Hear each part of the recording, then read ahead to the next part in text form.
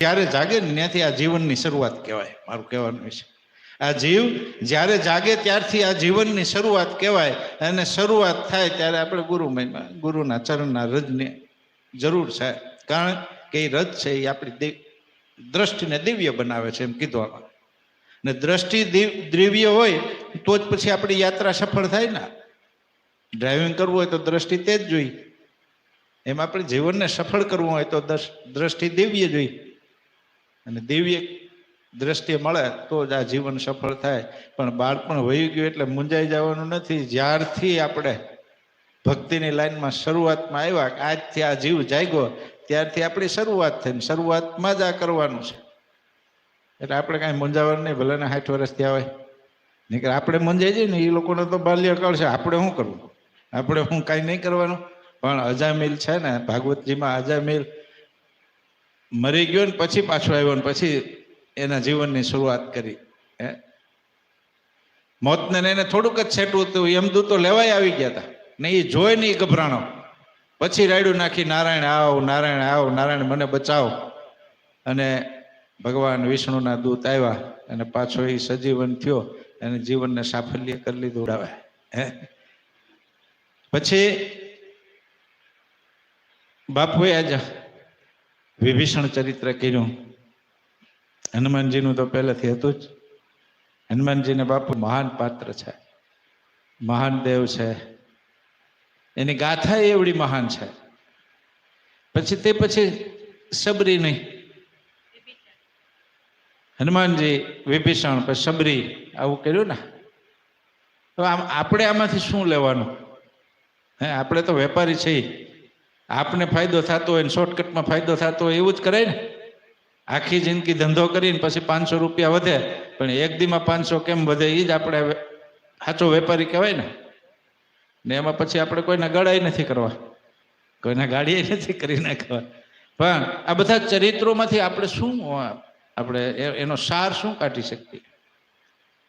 શું આપણે વિચાર કરી શકીએ? કોઈ પણ સ્થળમાં, કોઈ પણ યોનિમાં, કોઈ પણ સમયે આપણે ભક્તિ કરી શકીએ. હનુમાનજી છે એ વાંદરની યોનિમાં જન્મ થયો, પશુ યોનિમાં. વાંદરની યોનિમાં, પશુ યોનિમાં જન્મ થયા પછી પ્રભુના કાર્ય કર્યા, પ્રભુની ભક્તિ કરી. તો આપણે સૌ એને વંદન કરીએ છીએ. એનો મતલબ એ થયો કે કોઈ પણ યોનિમાં થાય, કોઈ પણ સમયે થાય. પછી વિભીષણ છે એ રાક્ષસ કુળમાં જન્મ્યા તો એની ભક્તિ કરી. આમ જોઈએ તો એ બ્રાહ્મણ કુળમાં જન્મેલા છે, પણ રાક્ષસ કુળ એટલે રહ્યા. કેમ કે એના પિતા છે એ મહાન ઋષિ હતા. પછી સબરીબાઈ ભીલમાં જન્મી, પછી ભક્તિ કરી. તો સંત બીજ પલટે નહીં, જુગ જાય અનંત, ઊંચ નીચ ઘેર અવતરે આખર સંત નો સંત કે.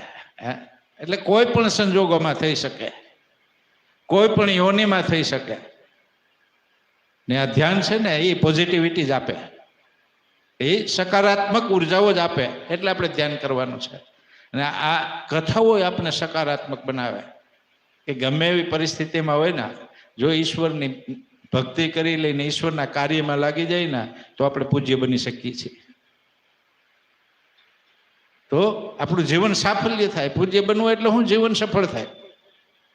ના મનુષ્ય જન્મ સફળ થાય તો જ આ 184 ધક્કા બંધ થાય. ભક્તોએ તો આ ધક્કા બંધ કરવાનું નથી કીધું. એને તો કીધું વારે વારે જન્મ આપજે. પ્રભુ અમને તમે ગમે યોનિમાં જન્મ આપો પણ તારી ભક્તિ આપજે, તારા કાર્ય કરવાની શક્તિ આપજે, એમ કીધું છે. કોઈ એક જગ્યાએ એક સંતે વાત કરી છે કે એક જ મંદિરમાં એ સંત ઊભા હતા અને ત્યાં સંત તુકારામ આવ્યા. તો કોઈ પણ સંજોગોમાં આપણે સકારાત્મક, મને તમારી ભાષામાં પોઝિટિવિટી કેમ લઈ આવવી, કેમ આપણા જીવનને આનંદમય રાખવું. અને આનંદમાં રહીએ તો જ પરમાત્માની કાંઈક આપણે પ્રાપ્તિ કરી શકીએ. રોતા રોતા નથી થતી. દુઃખી થઈ ગયા, મરાઈ ગયા. આખી જિંદગી આમ જ કર્યા કરી, હું મરાઈ જ જઈએ. એટલે એ તુકારામજીના ઘરવાળા એવા હતા. એક પ્રસંગ એના જીવન ચરિત્રનો. તુકારામ બ્રાહ્મણ સત્યનારાયણ ભગવાનની કથા કરીને હાલ્યા આવે. રસ્તામાં છોકરા રમતા હતા, આને દયા આવી. ભક્ત હોય હંમેશા દયાળુ હોય. એટલે એ છોકરાઓને જે સત્યનારાયણ ભગવાનની કથામાંથી શેરડી આવેલી એ આપી દીધી. એક જ રાખી, 4 હોય એટલે એક શેરડીનો હાથ હોય પોતે રાખી અને 3 આપી દીધા છોકરાઓને. ઘેર ગયા, ઘરવાળી પૂછ્યું, ભગત શેરડી તો કાલે, આ તો એક જ છે, બીજા 3 તો કઈ છોકરાઓને ખવડાવી દીધા. એના ઘરવાળીને ગુસ્સો આવ્યો ને, એ આઠો મારી દીધો વાહામાં, 3 ભાગ થઈ ગયા. કેવી કાળજાળી છે. તુકારામજી એ 3 ભાગ લઈને છોકરા એ સારું થયું, તેમ મારી આ છોકરાઓને ભાગ થઈ ગયો. બધા છોકરાઓને 3 વેચી દીધી. આવી જોરાવર ઘરવાળી. અને તુકારામજી મંદિરમાં એવું બોલ્યા, પ્રભુ તે આવી કજિયારી ઘરવાળી આપીને એટલે તારી ભક્તિ કરી, એવું ન કરી માયામાં હું ફસાઈ જા. કેટલી સકારાત્મક વાત કહેવાય કે તે કૃપા કરી અને આવી કજિયારી બાયડી આપી એટલે તારી ભક્તિ કરી શકું છું, નહીતર આ ઘરબારમાં હું ફસાઈ જાત. એટલે મને હવે એમ લાગે છે કે આ બધું નકામું છે, પ્રભુની ભક્તિ જ કરવી જોઈએ. એ જ મંદિરમાં એ જ સંત ઉભા છે. અને એકનાથજી આવ્યા. એકનાથજીની ઘરવાળી એટલી પતિવ્રતા ને એટલી સમજણી કે આ વાત કરી પેલા એ બધા કાર્ય થઈ ગયા હોય. એકનાથજી હું પેલા ખબર, આવી સમજણી ઘરવાળી આપીને એટલે ભગવાન હું તારી ભક્તિ કરી શકું છું, કે મને ભક્તિના કાર્યમાં સપોર્ટ આપે છે, સહકાર આપે છે. અને પછી એ જ મંદિરમાં નરસિંહ મહેતા આવ્યા. ભલું થયું હું ભાંગી જંજાળ સુખે ભજશું શ્રી ગોપાળ કે. એ કે પ્રભુ આ મરી ગઈ એટલે સારું થયું, હવે મારે એક જ કામ રહ્યું, તારું ભક્તિ કરવી, તારું ભજન કરવું. એટલે કોઈ પણ પરિસ્થિતિમાં, કોઈ પણ સંજોગોમાં, કોઈ પણ આપણા ઉપર વિપત્તિ આવો, એમાં જો આપણે પ્રભુને શરણે થઈ જાય, ઈશ્વરને વળગી રહી, ઈશ્વરની ભક્તિ કર્યા કરીએ, તો મને લાગે આ જીવનનું સાફલ્ય છે. પણ બધી પરિસ્થિતિમાં થઈ શકે છે. જ્યાં ભક્તમાળ કહે છે, પછી ભગવાને અવતારો લઈને આપને સાબિત કરી દીધું કે કોઈ પણ પરિસ્થિતિમાં હું આવી શકું છું. થાંભલામાંથી પ્રગટ થઈ નરસિંહ બન્યો. નરે નહીં ને પશુય નહીં. પછી મત્સ્ય અવતાર લીધો, કશ્યપ અવતાર લીધો એટલે પ્રાણીમાં આવ્યો. પછી ક્ષત્રિયમાં અવતાર લીધો, પછી બ્રાહ્મણમાં અવતાર લીધો, બધી જ્ઞાતિમાં અવતાર લીધો. એટલે એમ કીધું આ કોઈ મનુષ્ય જન્મ છે ને એમાંથી તમે આ વાળા પડ્યા છે, પણ મનુષ્ય, પશુ, પક્ષી કોઈ પણ જીવમાં હું પ્રગટ થઈ શકું છું. એટલે કોઈ પણ જીવની સેવા કરી લે એમાં હું ગમે ત્યાં પ્રગટ થઈ શકું છું, એમ કીધું ને. બધા અવતારો લઈને, નકર તો બ્રાહ્મણને ઘેર જ ન અવતરે બધે. એને હું કશ્યપ બનવાની જરૂર હતી, એને હું મત્સ્ય બનવાની જરૂર હતી. પણ આ સમાજને સમજાવવા કે જીવ માત્રમાં મારો વાસ છે, ભલા માણસ ગમે એની સેવા કરી લે, અને તારો અતિ ભાવ હશે ને તો હું એમાંથી પ્રગટ થાય. પ્રહલાદનો અતિ ભાવ થયો એટલે એને થાંભલામાંથી પ્રગટ થવું પડ્યું. એટલે ભગવાનના અવતારો, પછી આ ભક્તના અવતારો, ભક્તના ચરિત્રો આપને સમજાવે છે કે આપણે સકારાત્મક થવાની જરૂર છે. બધામાં રામ છે. એ રામને પ્રગટ કરવો ને એ આપણી પ્રવૃત્તિ હોવી જોઈએ કે એ પ્રગટ કેમ થાય, એને કેમ આપણે ભક્તિ કરીને વિવશ બનાવીએ. પણ આપણે શું છે, પહેલેથી બિચારા થવાની ટેવ પડી ગઈ છે. નાનકડો છોકરો બિચારો, મા બાપ એની મમ્મી નથી, બિચારા પપ્પા નથી, એ બિચારા જ, બીજું કાંઈ નહીં. એટલે આપણે બાળ માનસમાંથી જ નેગેટિવિટી ભરી દે છે આ લોકો, વાલીઓ. અને એ બાળ માનસમાંથી આપણને એ નેગેટિવિટી આવે છે એટલે આપણે મોટા થઈને બિચારા જ રહીએ છીએ. અને હું ઘણી વાર એવું કહું છું કે મૂળે આપણે ગાય માતાને ભૂલી ગયા એટલે બિચારા છે. ગાય કેવું દિવ્ય જીવ છે, કેવો દિવ્ય એનો અવતાર છે, એ આપણે ભૂલી ગયા. પછી એમ કહીએ ગાય બિચારી છે એટલે આપણે સેવા કરવી જોઈએ. હું ને ઘણી વાર કથામાં કહું, વાતોમાં કહું કે ભાઈ જેની માં બિચારી હોય એના છોકરા બિચારા જ થાય ને. આપણે આપણી માં આદ્ય શક્તિ જે ગૌત્રી છે, ગૌ માતા છે, એને આપણે બિચારા કહીએ છીએ. આપણા માતા પિતા આપને નાનપણથી બિચારા કરીને, એટલે આપણે આ જગતમાંથી પોઝિટિવિટી મળવાના ચાન્સ બહુ ઓછા છે. આપણે પ્રકૃતિને ખોળે જઈ, સદગુરુને ખોળે જઈ, સંતોને ખોળે જઈ, પછી સૂર્યચંદ્રને ખોળે જાય, ત્યાંથી બધેથી પોઝિટિવિટી મળશે આપણે. એ કોઈ દી મુરઝાઈ ગયેલા નહીં હોય. સૂર્યને કોઈ દી મુરઝાઈ ગયેલો જોયો? ચંદ્રને કોઈ દી મુરઝાઈ ગયેલો? એ શીતળ પ્રકાશ આપે જ, ઓલો પ્રકાશ આપે જ. કોઈ પણ ઝાડની નીચે બે હોય, એ ખડખડમાં અવાજ જ કરતું હોય છે, એ કોઈ દી રડતું નહીં હોય.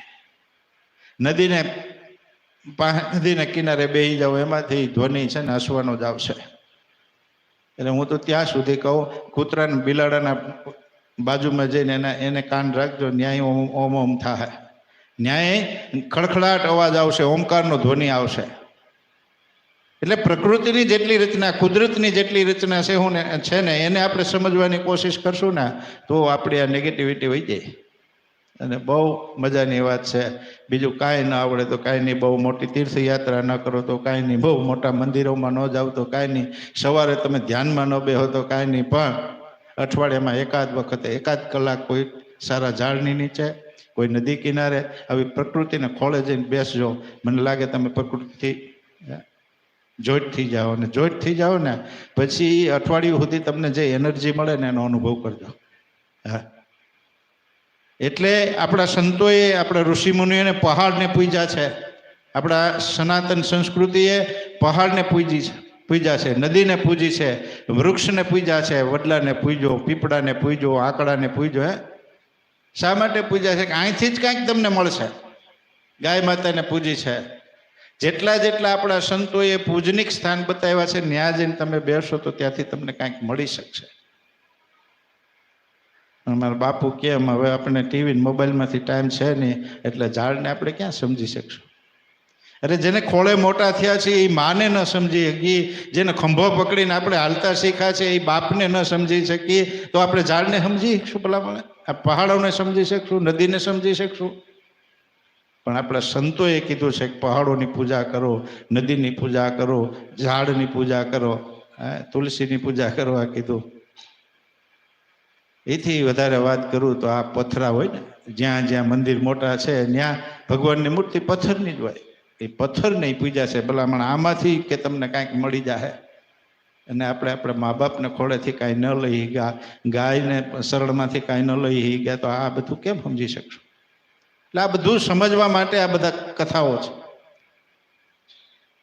આ બધું સમજવા માટે આ સત્સંગ છે. 12 વર્ષથી મગજમારી કરીએ છીએ, આ 13મું વર્ષ આવી ગયું આપણને. હવે આપણે પ્રેક્ટિકલ થવું જોઈએ.